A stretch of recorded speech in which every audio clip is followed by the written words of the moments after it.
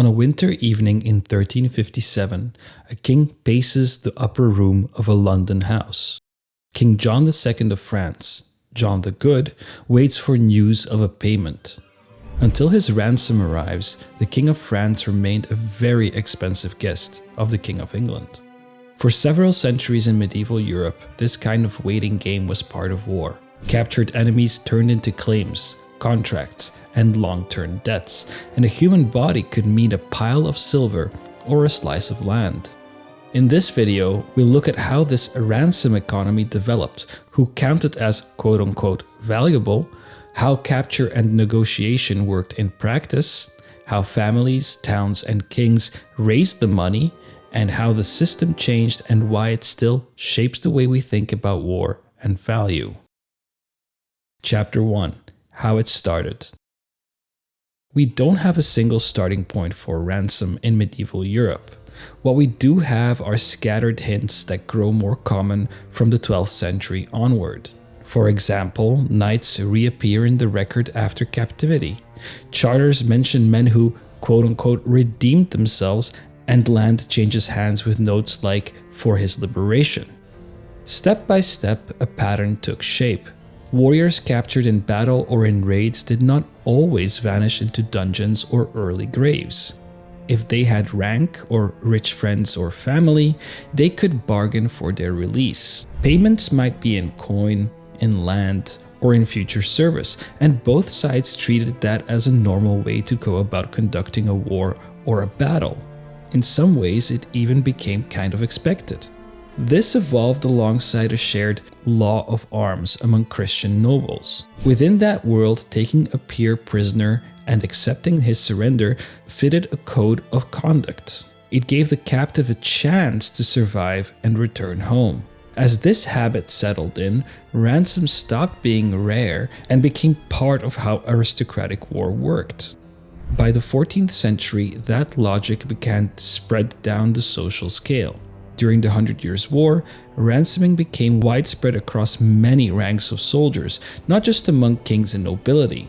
When John II reached London after Poitiers, he entered a system that men around him knew from personal experience, only now it ran at the level of a kingdom. Chapter 2.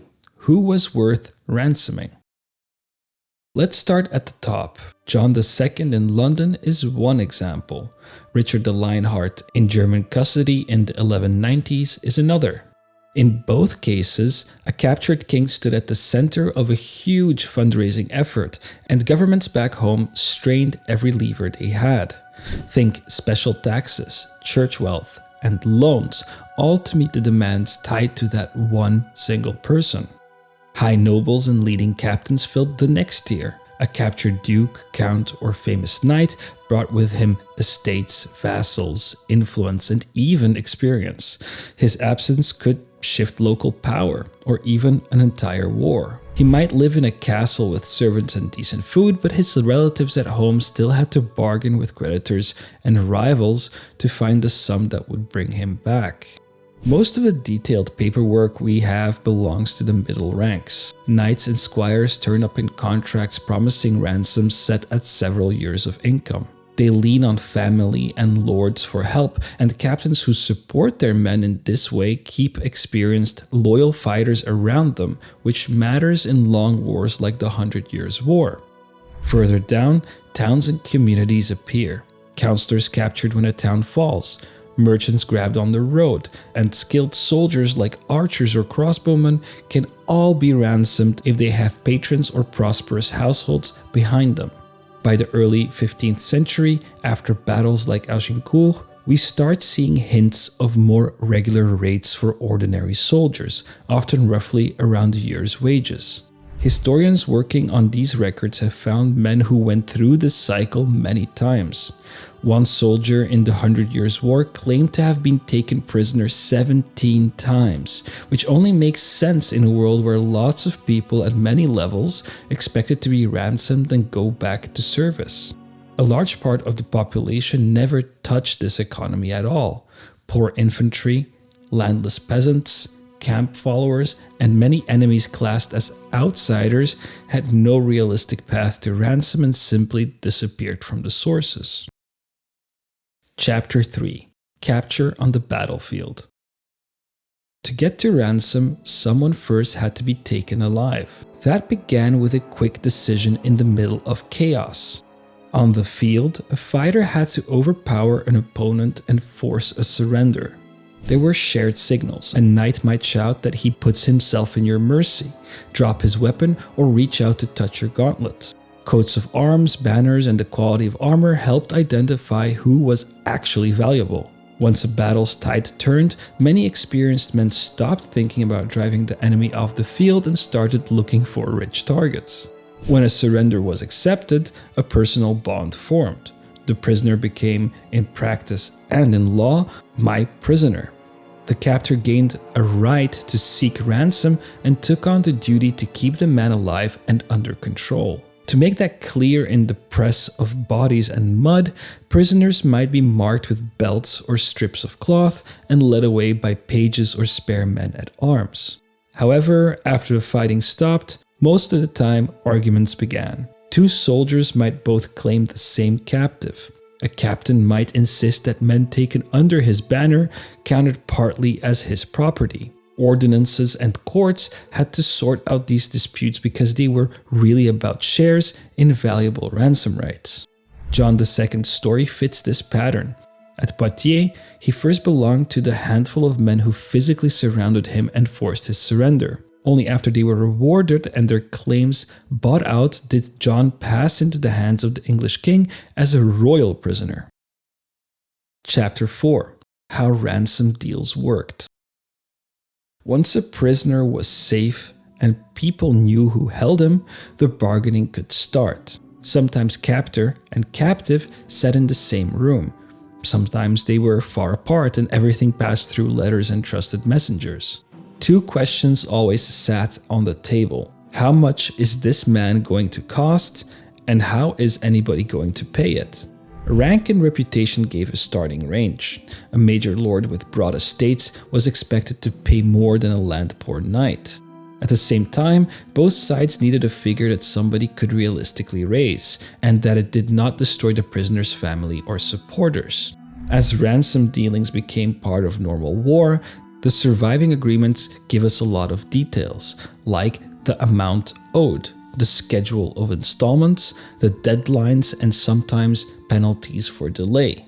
They name guarantors who promise to back the debt and list specific revenues like mills, tolls, and rents, all that which would feed into payments. Some even involve bills of exchange and urban creditors, showing how ransoms plugged straight into wider credit networks. Parole, better known as release on sworn word, was another important piece. A prisoner could go home to gather his ransom after promising to return by a fixed date if he failed. The oath turned an economic question into a matter of honor. In a small elite where everyone watched each other, a man who broke parole risked real damage to his standing and to his family's future prospects. When John II later chose to go back to English hands after his son defaulted on parts of their agreement, chroniclers treated it as a moral act. It also made sense in a world where rulers needed to be seen as reliable partners if they wanted their word to carry weight in future wars and treaties. The right to the ransom itself moved around too. A captor who preferred immediate money to a long wait, or who worried that his prisoner might die, could sell his claim to a wealthier noble or to merchants willing to accept the risk. Chapter 5. Who paid for freedom? Every tidy contract summarized a lot of messy work behind the scenes. Someone had to find the money and arrange for it to move. At the royal level, we can go back to John II in London. To meet the terms agreed with England, the French crown ordered special taxes, leaned on churchmen and towns for contributions, and pawned or sold pieces of the royal domain. Royal officers carried those demands out into the countryside. Peasants who had never seen their king found themselves part of the effort to bring him home through their levies and new debts. Noble families did their own version of this. They sold plate and jewelry, let go of spare horses, and then started pledging mills, tolls, and woodland to creditors. And in some cases, they used bills of exchange rather than moving coin themselves, which tied ransom payments into the same mechanisms that moved trade money across Europe. A single ransom could shape decisions about marriages, alliances, and estate sales for years afterwards. Towns got involved when the captive was theirs. City councils in Italy, Flanders, or Spain debated whether to pay for a captured captain, magistrate, or envoy. Guilds raised money for merchants seized on the road. Choosing to pay said that the community stood behind people who served it. Choosing not to pay sent a quieter, darker message that everyone noticed. On the frontiers, religious and charitable networks grew up around this work. Orders dedicated to redeeming captives asked for alms in parish churches, then took those coins to negotiate in enemy ports and strongholds. Historians of Mediterranean captivity show how kin and friends often did the hard, slow work of negotiation and fundraising, and that this inner circle could be more important in practice than distant rulers. Chapter 6: Profit and Risk. For those who fit inside it, the ransom system offered a way through defeat and sometimes a way to profit. It did not, however, take violence out of war. Commanders kept one eye on profit and another on danger. Prisoners needed guards, food, and space. At the wrong moment, they turned from assets into liabilities. At Agincourt, when Henry V thought a fresh French attack might be forming, he ordered many prisoners killed. From a distance, the decision looks shocking because we know how valuable those men were in financial terms. In the moment, he weighed possible cash later against the survival of a small, tired army. A lot of people never had a chance to enter the system. Poor conscripts, camp followers, and enemies marked as heretics, pagans, or rebels often faced killing or slavery without talk of ransom. Some crusade and civil war accounts describe scenes where nobody stopped to ask who might pay for whom, and along some borders, especially around the Mediterranean, capture blurred quickly into slave labor rather than contractual detention. Even for those inside the ransom track, experiences varied. Some prisoners spent months or years in relatively comfortable captivity, keeping themselves busy with hunting, gaming, and talking politics while relatives bargained. Others shivered in cramped towers or cheap lodgings, half-fed and with little news. For ordinary soldiers, ransom always cut two ways. Being captured meant debt and dependence. Capturing the right person could change a career. Cases like the English archer William Callow, who is said to have made about £100 from a single prisoner after Agincourt, which was an enormous sum compared to his daily wage, show why men kept an eye out for good prospects in the mud. That tension sat in their minds wherever a well-equipped opponent went down within reach. Chapter 7: How it changed. The ransom economy grew and thrived in a world of smaller armies, personal retinues, and a strong knightly culture. But that world did not stay the same. From the 16th century onward, European armies tended to be larger and more drilled. Firearms and pike formations changed how battles worked. There was still room for individual bravery, but less space for the kind of clear face-to-face surrender that underpinned private ransom deals in the middle of a melee. Capture still happened, but it happened under different conditions, often after battles rather than in the thick of them. States also built stronger machinery to run war. Monarchs and councils wanted control over prisoners for strategic and diplomatic reasons. Captives more often came under the authority of the army command or the state, not of whichever man had grabbed them. Formal exchange systems agreed in treaties and armistices appeared more often, and state regulations began to limit or tax private ransom dealings. Ideas about what a soldier was began to shift as well. Men in uniform were increasingly seen as agents of a crown or nation, not just followers of a lord. Over time, that pushed treatment of prisoners toward general rules rather than individual bargaining. Private ransom did not vanish, especially at sea and among officers, but it had to share space with emerging customs and laws about prisoners of war. On the Mediterranean coasts and some frontiers, ransom stayed important well into the early modern period. Corsair ports and frontier towns lived on a constant traffic of captives and payments, and there the old logic of ransom, slavery, and negotiation remained very visible.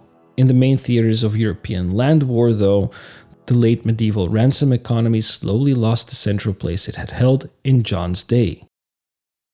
Chapter 8. Why it still matters. The ransom economy shows how closely war and money were linked in medieval Europe.